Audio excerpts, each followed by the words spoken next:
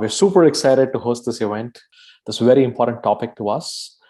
As the pandemic through the last year has shown, one of the key things is, mental health.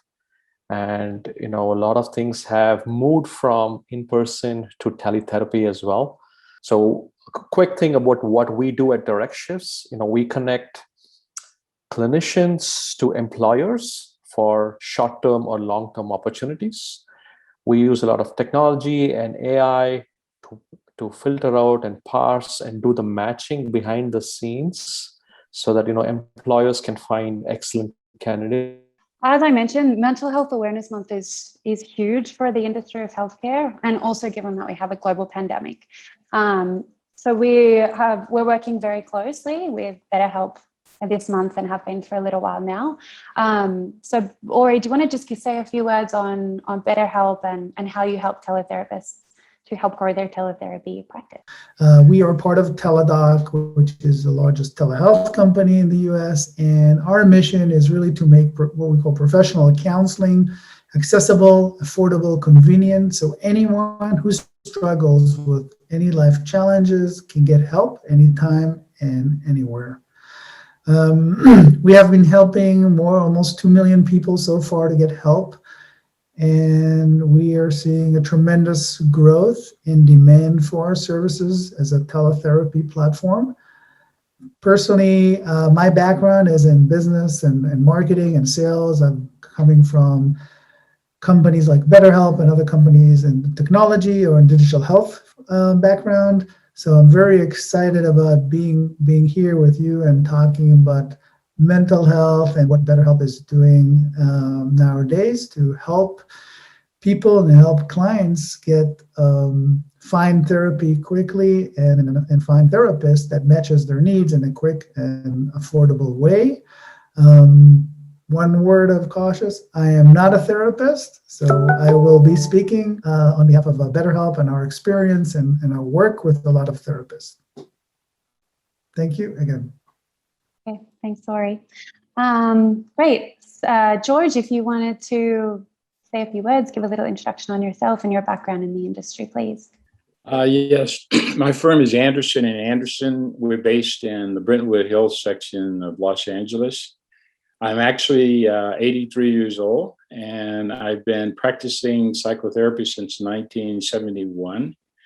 I was trained at Smith College School for Social Work and was selected by Harvard University School of Medicine, one of 8 persons to be trained in child psychotherapy without a medical degree. I stayed on at Harvard for 5 years, and then I was invited to become a lecturer in child psychotherapy at UCLA School of Medicine, the Neuropsychiatric Institute. And so that my wife and I, and our organization provided inpatient and outpatient psychotherapy for 12 states. We had corporate contracts like United Airlines, British Airways, Mexicon, and so on. And I was actually on Hillary Clinton's task force on healthcare.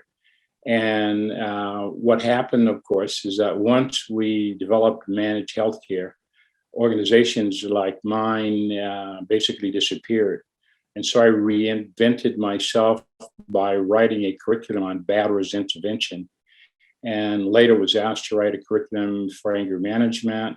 And then finally in 2008, I was asked to write a curriculum for emotional intelligence coaching for what was described as disruptive physicians. And so we're now offering those services both in the United States and Saudi Arabia. We still provide psychotherapy, and I'm very, very much encouraged by the opportunities that exist now for this to be done virtually as opposed to what we had been doing for many years. Thanks for this opportunity. Thank you, George. A lot of curriculums there. Sounds like a lot of PhDs.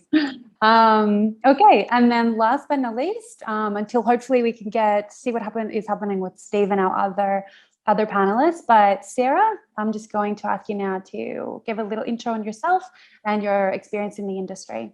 You have to excuse me. I have such bad allergies today. My name is Sarah. I'm on social media as the social worker. I produce videos, interviews with mental health professionals, life coaches, and other helping professionals on my YouTube channel and Instagram page to shine a spotlight on the contributions that they're making to the mental health field and also to the social work and helping professionals field. And it's such an honor to be here today to speak a little bit about my experience with technology and learn from others as well. Lovely. Thank you, Sarah. I'm just posting over.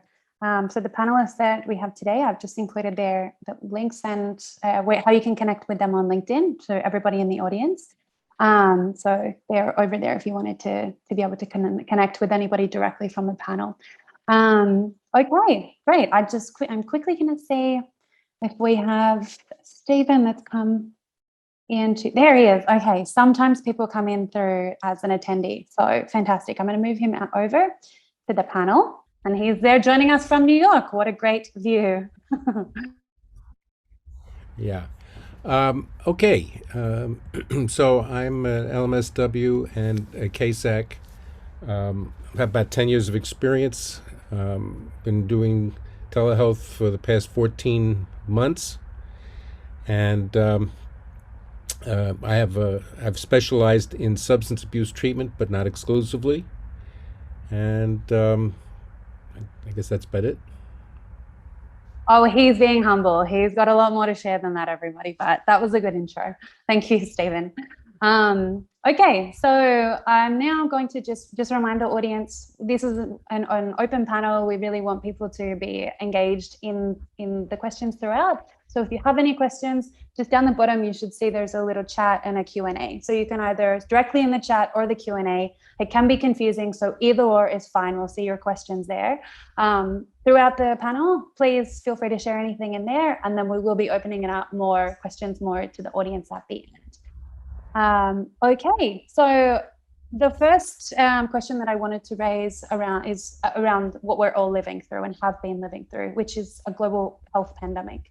So I wanted to extend an arm to both Ori, who's here from Betterhelp, and then Sai as well, maybe if you wanted to share, because you kind of already did earlier, but mostly towards Ori. So in relation to mental health and the pandemic and what the world has been going through, how do you see that this has had an impact on the industry of mental health workers and therapists, given that that's their area of expertise as a mental professional, knowing that so many people are unsure how to deal with this kind of pandemic? I think we've all seen this as been a very very long and tough year since I would say March, April last year, when actually the pandemic started and we were forced to stay at home, isolate ourselves, and avoid contact, avoid seeing friends, not going to work, and I think and kind of really changing the way we think, the way we live. And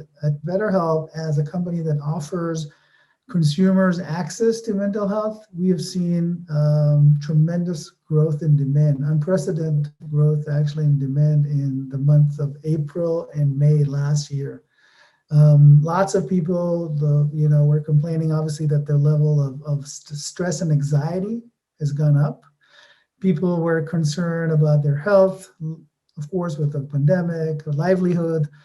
Loneliness has become a big issue, and we also saw people are coming in with complaining about increase of substance use, and overall, I think we're seeing in the industry the number of suicides has increased. So really, it's been a very tough year in terms of mental health of the American people. If we look at the U.S. mainly, what we've seen also is typically 25% of the American population has some kind of a diagnosable mental health issue. And I think in the last 12 months or so, we've seen this number grows to almost 40%. So hopefully we'll go down later on, but definitely it's been a very tough year on a lot of people. And when we say a lot of people, also therapists. So we're working with a lot of therapists. We have around 19,000 therapists working on the Betterhelp platform. And we hear that this not only impact their clients, but also impacted themselves, right? They're suffering now from the similar issues. They're concerned about their livelihood. They have to adapt now and start working. Part of the topic here is teletherapy. So they have to start working on seeing patients remotely and adjusting to this new world. And I think, definitely had its toll on everyone. And last comment just about internationally, obviously people internationally have been suffering the same issues, of experiencing the same problems in the last year with the COVID-19. And we're seeing this, especially with clients coming from English-speaking countries and seeking help. And some of the reason that they're seeking help in the US is because their healthcare systems were overloaded with demand or with need there in those countries, and they were looking for therapists in the US to help them. So I think obviously it's been COVID had a tremendous impact on mental health, and we hope that we're seeing the light at the end of the tunnel, and hopefully it will help. But we're here, and I think everybody else is here to help people and help them through the process. Yes, thanks, Ori. And I think that's a really good point to make. The people on the front lines, they also experience difficulties throughout the pandemic, even though they're most of the ones extending an arm to help. So definitely agree with you there.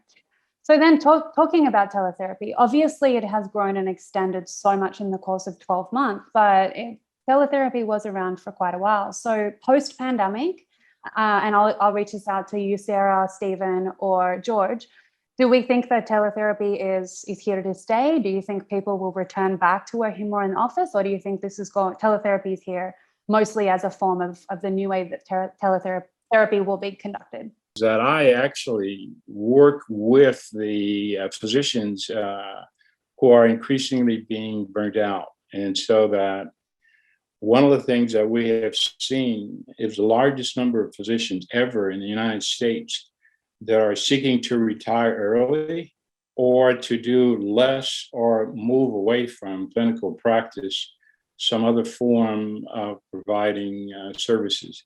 And that is precisely why we got the largest contract that I've ever heard of in Saudi Arabia. It was because the Saudi Arabians decided that they wanted to directly address the issue of physician burnout. And so that we actually are doing emotional intelligence assessment and coaching for burnout as well as leadership. And it's for 10 hospitals in Saudi Arabia. And so that one of the problems that is going to occur going forward is that there's going to be an increasing need on the part of all countries for more physicians and healthcare workers. And some of the perhaps anticipated side effects, in addition to the stress, it's actually more than stress. It's post-traumatic stress disorder, just like being in combat. And so do I think that there's going to be a move back to office practice? Somewhat, but it's far more efficient and less expensive for me, for example, to offer the services that I'm doing in Saudi Arabia than having to go to Dubai or someplace in Saudi Arabia. Wow, interesting comments. Sarah, in terms of, you have most domain expertise here with the social media online world. What are your thoughts around the future of therapy by way of teletherapy? Do you think it's here to stay? Do you think this is something that's temporary? What are your thoughts, please? I definitely think that it's here to stay, but in a hybrid model. There's something to say about seeing a person face to face and being able to interact with them and seeing more than just the screenshot that we see on the computer. However, with it being online, you can make your office anywhere. You can be at your house, you can be in an office, which for some clinicians, overhead of having an office can be extremely expensive. And so if you're able to move your practice completely online, So I think that it's going to be a hybrid model. And as we move forward, technology will definitely be here to stay. Great. Thank you, Sarah. Stephen, yes. Your thoughts? Yeah, I can. I mean, I tend to agree with what George and Sarah are saying. That from the clinician's point of view, it certainly can make sense to not have to travel, not have to maintain an office. Um, all of that is absolutely true. I would say, in addition, from the client's point of view, some of the clients actually are now, maybe not initially, but now, happy not to have to travel, not to have to pay transit, not have to worry about parking, gas, or tolls, or subway and bus fares. However nominal. I mean, I've had clients say, that they're perfectly happy to, go from their kitchen to their living room and sit down and open up the laptop and not have to worry about how much time it takes or what it costs to get there. So I think I agree. I think we'll be seeing a hybrid because certainly some patients will prefer to return to the office. And there's a lot to be said for us as clinicians. I kind of miss the collegial interaction with other clients, with other therapists. Bounce things around. Hey, I saw somebody today, but some of that can be done, by online with other therapists, bouncing things around, group meetings, things like that, staff meetings. But I do think it'll be a hybrid, and I think there'll be clients that'll prefer to keep things the way they are for various practical reasons. If they feel they're getting value, Yes. why not? Yes, I think with every industry, every profession, there's been a transition in the way that everyone's working completely from home. So with that said, I'd love to hear some thoughts and some examples of how do you go from 0 to 1? So if you are a therapist here in the audience and you have only ever been working with in-person clients or patients, how do you then get your first client? And maybe what is that process like? Any of you could shine some light on some examples you've had, or, how much what do people need to do to get that first client and to start their first ever teletherapy session? Maybe George, did you want to give us some insights? Yes, one of the things that has worked well for me for many years is to begin with a niche. You need to identify a niche and master that niche. And so instead of practicing after I got my first degree, my master's degree, I went for postgraduate training. Then I started to practice. And so that I became recognized as being knowledgeable in child and adolescent psychotherapy. But I've done exceptionally well for almost 50 years. Great. Thank you, George. Sarah, in your experience, going from getting the first client or the first patient, some insights there from you. Social media has been like the backbone of everything that I do. It's how I've been able to network. It's how I've been able to start a brand and connect with direct shifts and other mental health and helping professionals. I think just like George said, knowing what your niche is and focusing on that will really make you seem credible, and people will start to believe in what you're practicing and start referring people to you as well. Great. Thank you, Sarah. Yes, I think there are a lot of overlaps between building a brand and starting with your first client. Absolutely. I'll come back to that point shortly. But then, okay, so once you get your first patient, I think it's important always as you change the way that you work, maybe even with some existing clients, what are some advantages and disadvantages you might need to communicate with your patients just before you start working in this kind of way? Obviously, confidentiality is one, but still maintaining that professionalism, just letting your patients know that, some examples there. I'm not sure, maybe George or Stephen or even Ori, if you could jump in and shine some light there. How best to communicate a new process of working with your patients. Okay, Stephen, I will point at you. I can spotlight people. I'm used to quiet mouses, so don't worry, I'll be flagging people. 14 months ago, it was brand new and rather awkward. It was awkward for me. It was awkward for clients.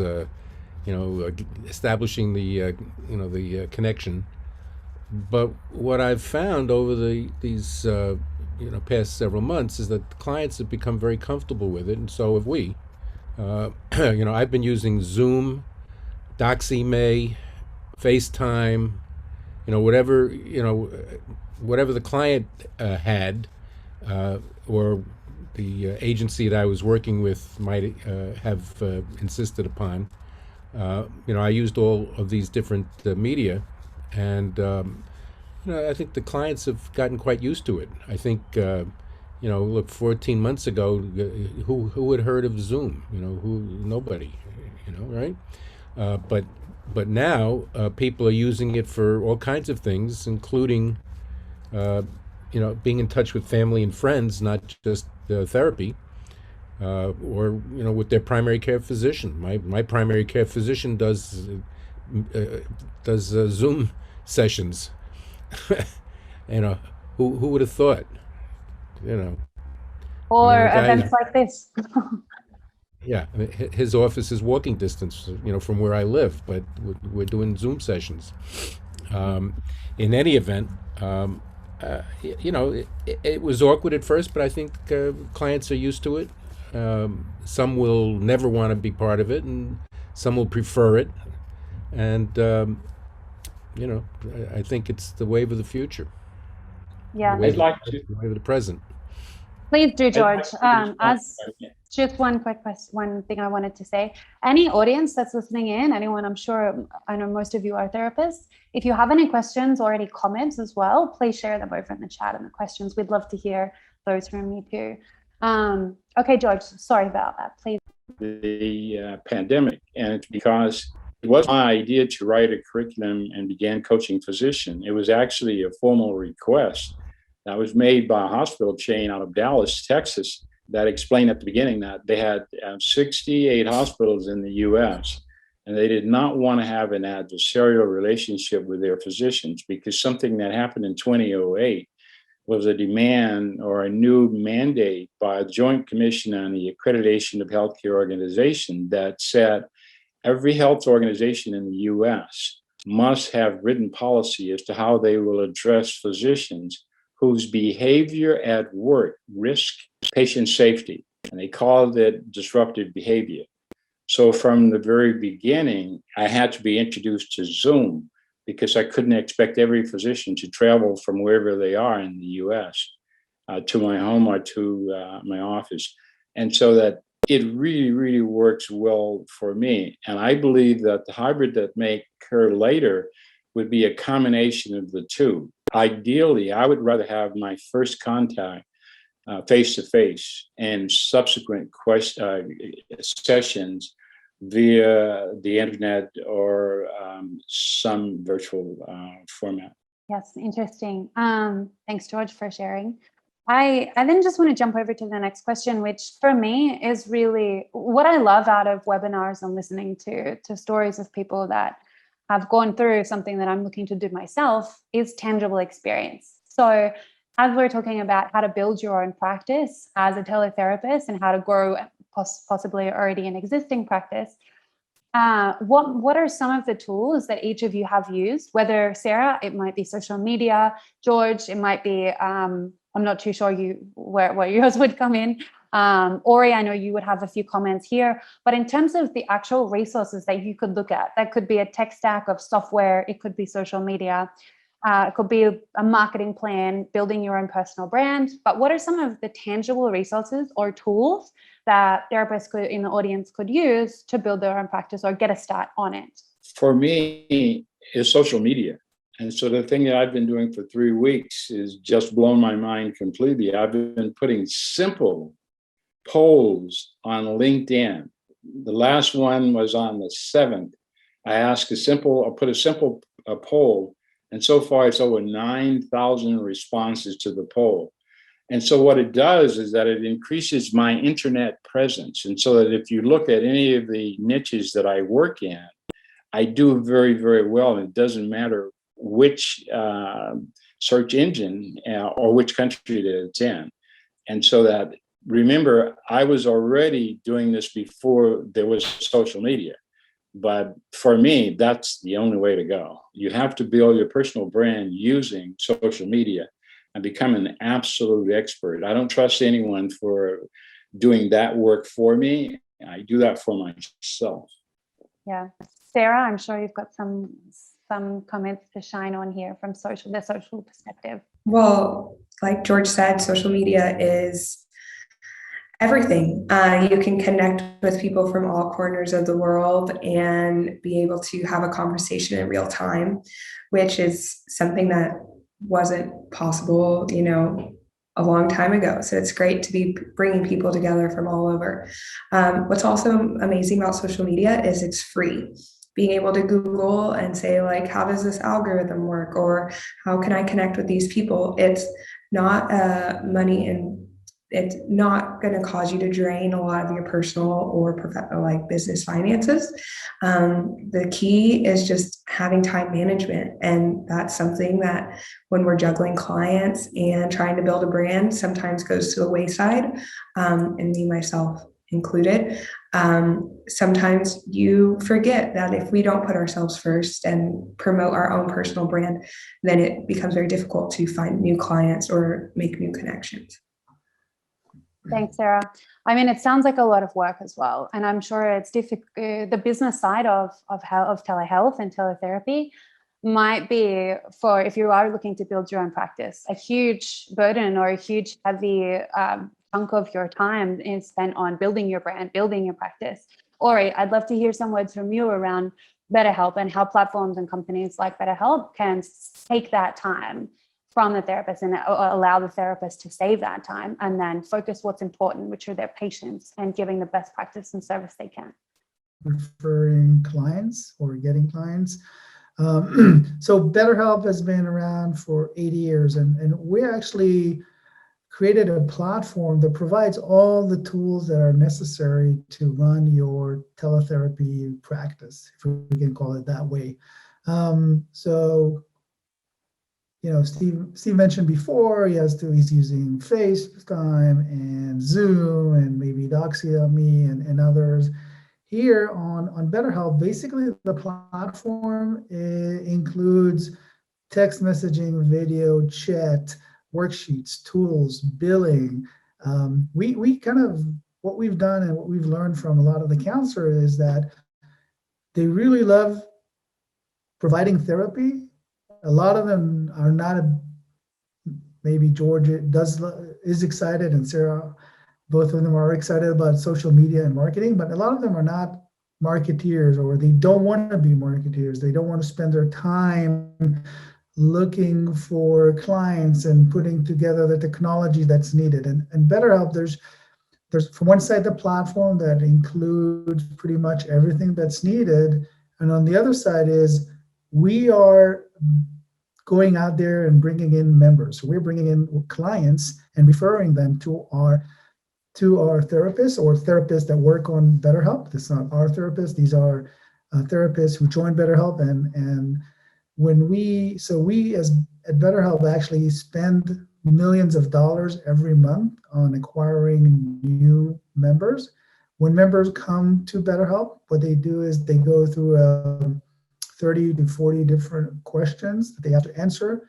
And at the end of this process, we're matching them with the right licensed therapist that's available on the platform based on their preferences, based on their needs, based on the task in hand. So I think that's why kind of Betterhelp, when we talk about teletherapy, Betterhelp is unique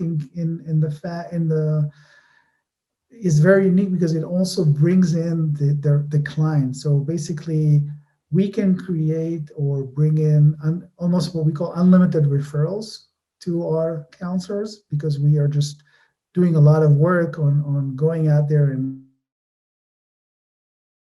clients in need and offering them to join Betterhelp and find and seek the right support that they need on Betterhelp. So just couple of comments that I wanted to mention, both on the technology side, but also on the marketing side. Yeah, thanks, Ori. Stephen, any resources or tools, technology, software, or even business acumen skills that have worked for you in the past that you could share with our panel audiences? Well, actually, I really don't. Agencies and facilities that were doing all the referring. So it wasn't on me to be out there. I have used Psychology Today, but it didn't produce any results. And I used OpenPath, which produced results, but when I moved from one agency to another, the OpenPath maximum fee was not going to work for that agency. So, because they have a maximum of $60 a session. So that was the end of that. So I can't really offer much else. No, that's fine. Thank you. And that's why I wanted to, run this panel. So it is quite hard to build your own practice. I come from the background of venture capital and innovation. To scale anything is difficult. I do now have a question from the audience, actually. So I don't have the name, sorry, but that's, I think, Stephanie Wayne. How does one start getting referrals from Psychology Today? I'm not getting any calls. So Stephen, I think you just mentioned Psychology Today or another platform. Has anyone on the panel had experience with Psychology Today in building your practice or getting patients from there? In addition to doing traditional psychotherapy, it may be worthwhile to think about additional ancillary services that clinicians can offer. And so I give you 3 things or 4 that are trending now. One, this morning before this, I listened to the news in LA, and the focus was on a dramatic increase in road rage. In Los Angeles County, dramatic increase in road rage. And so that's not an issue that needs to be or can successfully be addressed with traditional counseling or psychotherapy. It could be something that one may specialize in doing as a side hustle. The other one would be batterer's intervention. These are mandated clients who come from the court based on the crime of family violence. Another one is parenting. Same thing. People who abuse their kids are automatically mandated for parenting classes. And as Steve has mentioned, substance abuse. And so that the same person who beats his wife or is involved in road rage and so on often uses chemicals to reduce the stress. And I think that those are some of the ancillary areas that we may consider adding to our areas of focus. I did just quickly want to move on, being mindful of time. In terms of the legal side, data privacy, security concerns, all of that, every single company at the moment, every person that works independently online, that's something that you have to be aware of. So when you're also working in such a high confidentiality profession like therapy, anyone, maybe George, I know that you could shine some light here, but also Steve and Sarah, what are some things that the therapist should really be mindful of in terms of that side of working in the industry of teletherapy? One of the things I think we have to be conscious of is that when you're the host, and as the therapist, we would be the host, the Zoom session might automatically be recorded. And that can be a concern for a client. And, you may want to stop the recording at the beginning of the session so that they don't see that red dot blinking at the top, which might make them self-conscious. Many of the physicians that I see are mandated. And so it's very, very critical that I'm candid with them at the very beginning. And so that if they do not sign a release of confidential information, that means that I provide no feedback whatsoever to the person who may have made the referral and may be paying the fee. And so I've not had any problems with that at all, because I also have contracts with major medical schools. And so I think that just being clear in terms of what you can and can't do makes it easier, because the problem with physicians is that they shy away from counseling or psychotherapy because it could be an issue that might cause one to lose his or her license to practice. Yeah, that's a big one. Yes. Thank you. Sarah, did you want to share anything? If not, I have a couple of questions that are also coming through from the audience.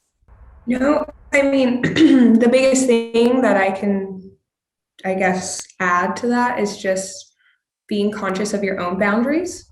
And, with technology, it's so easy to bring into our homes now. So it's very easy for us to double book or to say, yes, I can see you at 8 o'clock in the morning. But because you have the computer right there, there's no real physical boundaries inhibiting you from seeing more and more clients. So just being conscious of your own boundaries and the stress that you are able to take on. Yeah, I think that's a really good point. Knowing our limits and also as a professional, still maintaining yourself in the best way so you can help others and know your own boundaries. That's a really important point for all of us, I think, not just therapists or building your practice, but anyone that works with technology. Ori, did you want to say any words? I just want to add one more comment about security. And obviously, as a technology company that provides a platform, we pay a lot of attention to the security, and we have a security team that's really responsible to maintain security across the platform. Every interaction is secured, encrypted. Like was mentioned here, whether the session is recorded. So no, we don't record any session. We care a lot about PHI and PII. We care a lot about member data. Everything is encrypted. People that work for us cannot even look at what's going on the platform. It's all encrypted.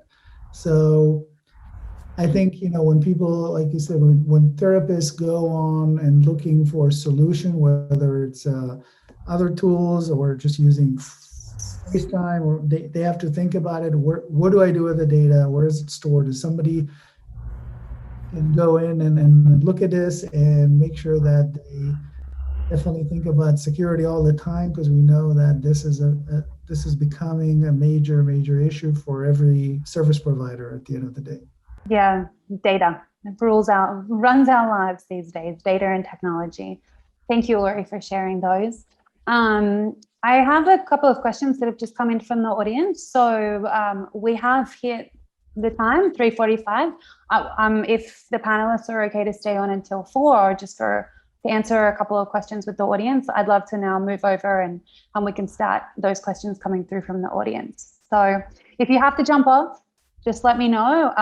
For everybody that's that's listening in, I've included in the chat over here on the side, whichever side it is for you all, how to connect with the panel speakers, and you'll be receiving an email from us at the end of the event thanking you for attending, and you'll be able to access everybody there as well. So now I'm just going to share from Lynn Edwards. Lynn has shared that there are many advantages to Zoom for both client and therapists, which we have already arrived at. She wanted to hear from you folks if you've had any experience developing new or altered old techniques because of the format. So I think what Lynn's trying to say is, in the way that you give your practice using this new mode of therapy, technology in your practice, have you had to alter the way that you are giving the techniques that you're working with or have been using? Well, I would say that I've been able to do some things by this technique that I would never wound up doing in an office face to face. I assume everybody's kind of familiar with pet therapy. I had clients who were in nursing home patients in long-term intensive residential nursing home who missed their pets. They've been quarantined. They're not allowed any visitors. They're not allowed to go to the dining room. They're not allowed to go to a social hall. So I have a dog and a parrot here in my home, and I've brought the dog in for them to see.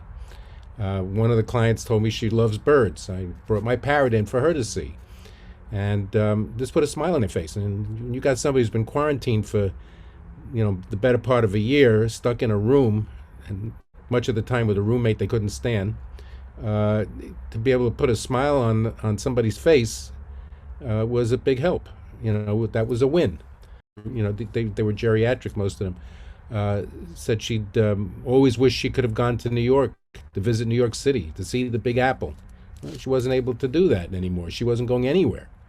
Well, I changed the virtual background to have a scene of New York City, with the Statue of Liberty and the skyscrapers. And I gave her a little tour of New York. This kind of concrete service, made a big difference. And it also, demonstrates to a client you're really listening. You're really listening to what's going on with them. They really wish they could see something, do something. Is it as nice as actually having the doggy to pet? Well, no, but it was certainly a big help. Yeah, thanks, Stephen. I think I might even start planning something for virtual reality in the world of teletherapy. I think that could be something that we'll eventually move into very shortly. Sarah has to jump. She's actually got another meeting coming up after. So just wanted to say thank you, Sarah. I'll follow up with you after the event. Thanks so much for joining us. Thank you, Faye, and thank you everybody who participated in this panel. It was wonderful hearing all of your stories and all of the impacts that you're doing for the mental health profession. So thank you all very much. Have a good day. Thank you, Sarah. Thanks, Sarah. Bye. We have some great comments from Dr. Donika Lester. Sounds like you're a positive advocate for teletherapy, so I'm really glad to see that. One comment I sort of wanted to make is being from the younger generation.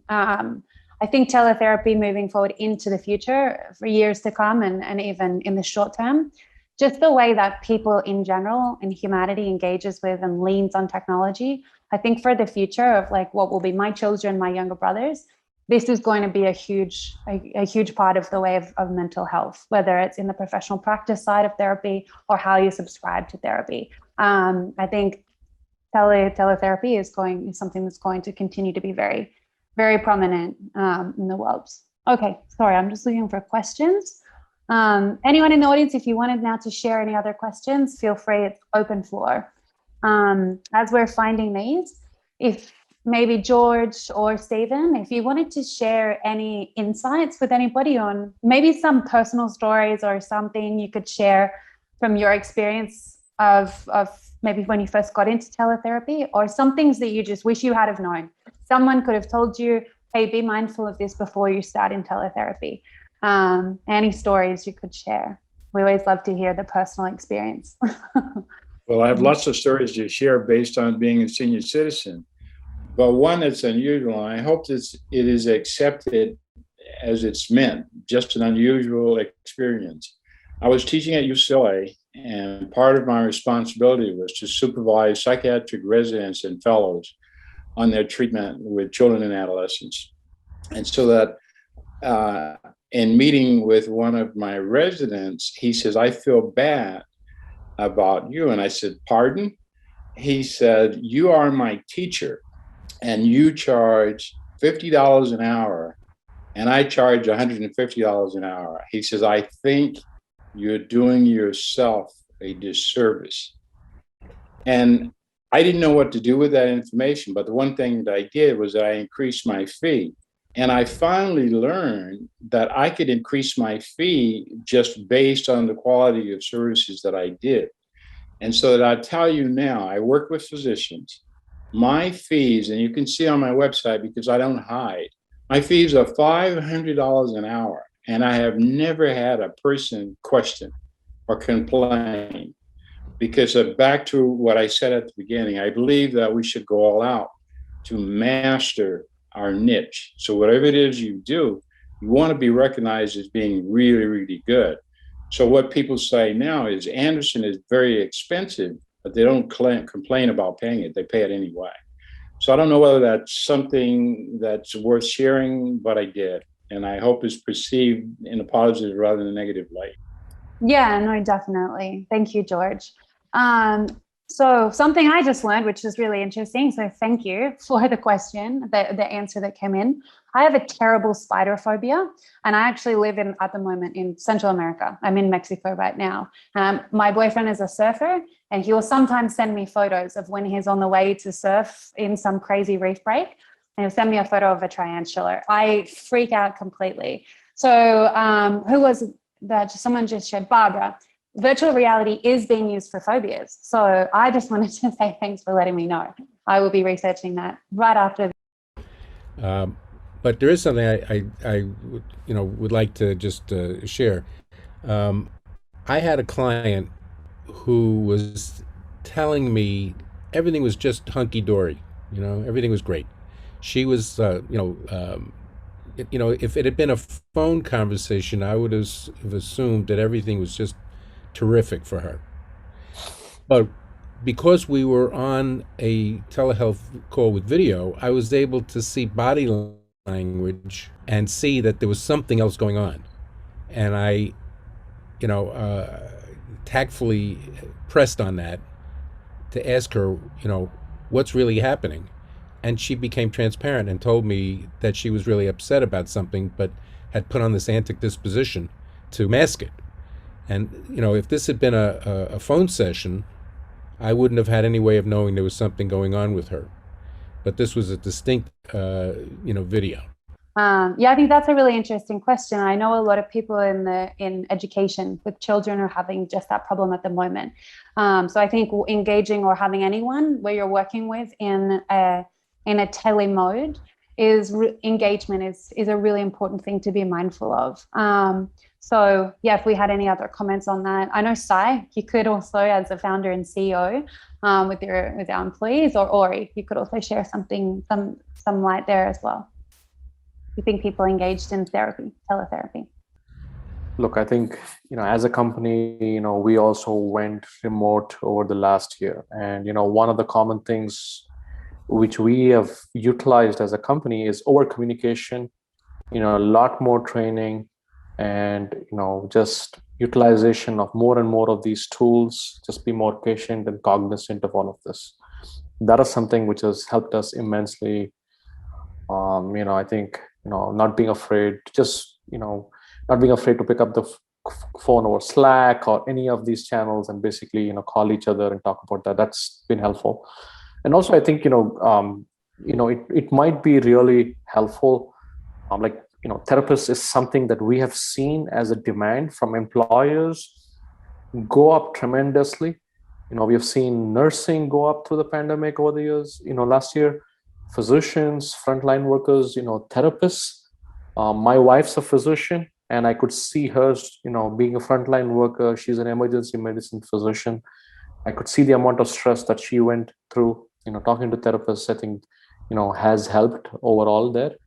So overall, I think, and I think the question might also be like, how can we, as a community, provide more tools in terms of training for either for patients, but also for therapists, so that remote therapy and things like that, some of the experts like, what Stephen and some people do here, we could definitely provide that as, it might be helpful to the community as well there. Those are my few thoughts there. Yes, thank you, Sai. Okay, so as we're coming to a close with just a couple of minutes before we wrap up the event, I just wanted to extend a huge thank you to all of our panelists for your amazing insights today, and also to our audience. Thank you for engaging with us. I've learned some things I didn't know, and always seem to have a lot of great things to see after events like these. I especially wanted to say thank you to Ori, who has just let us know that for everybody that's attended at this event, there's an exclusive offer and a bonus to sign up with Betterhelp, just for the audience that's here today. I'll be sending that out in an email, but I'll also put the link over here where you can join that in the chat. So if there's any other comments from anybody else, I just again wanted to say thanks for sharing time with us this afternoon. And I hope that you had some good tangible takeaways from the discussion today. Thank you. Awesome. Thank you all. We'll be having more of these. If you have any ideas of things you'd like to hear and to come back, please share them with me as well. I'll put my details over in the chat too. Thank you, George. Thank you, Steve, for joining us today. Glad I was able to participate. We didn't see your dog. Where's the emotional support dog that we got to see yesterday? She's probably in the other room where my wife is working in her home office. We've both been working from home now for 14 months. We still have attendees, or is it just we panelists at this point? Yeah, no, we've still got quite a few. We, Everybody's just waiting for more. The last little final insights. Did Okay. you hear that squawk just now? Yes, it sounds like you're in That was my- Costa Rica or something. Sounds like a toucan. Yeah. He's a Solomon Island eclectus parrot. Oh, He oh turned yes, you 20 do years- have a parrot. He turned 20 last month. We had him Okay. since he was 4 months old. Lovely. I'm just going to again put my email here. Would love to hear any questions, any comments, any feedback on the panel, anything you would like to hear in relation to teletherapy and mental health events in the future. My name's Faye, and I look forward to hearing from some of you. Okay, there we go. All right, everybody, I'm going to close off the event. Again, my details over here. Thank you for joining us, and we'll see you all very soon.